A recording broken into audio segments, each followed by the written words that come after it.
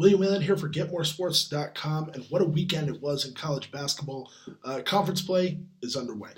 We've been waiting for this all season and talking about it, building up the storylines, trying to gain a little bit of knowledge about the trends teams have shown and conferences have shown to try to project a little forward. And through the first weekend, you can throw most of everything out the window. It's going to be a wild up and down season across the country, and very few places showed that more than the Big 12 for the weekend.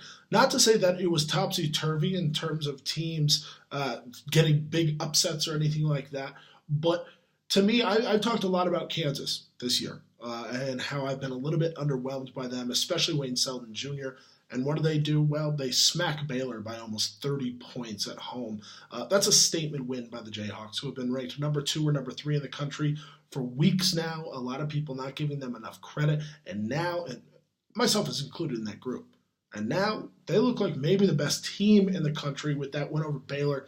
And who do they match up with this week but Oklahoma, who themselves got a big-time win over Iowa State in Norman, kind of stating their case as maybe the best team in the Big 12.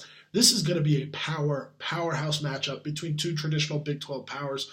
Nobody can wait. I can't wait. Nobody can wait.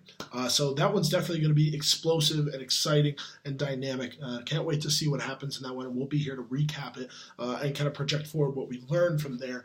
Looking elsewhere, of course, you look at the Big Ten, the likes of Iowa beating Purdue, beating Michigan State through the first couple games of conference play. To me, Jared Uthoff has kind of announced his arrival for the casual basketball fan, for the casual Big Ten fan. Maybe they weren't familiar with him and the Hawkeyes, but they certainly are now.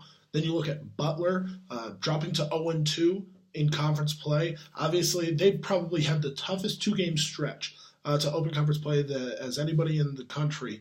And they come out with 2 losses, but good thing about the Big East is you're always going to have the chance to make up for it with that kind of schedule, with the likes of Xavier, Providence, Villanova. That's a top 4 that competes with any top 4 in the country right now.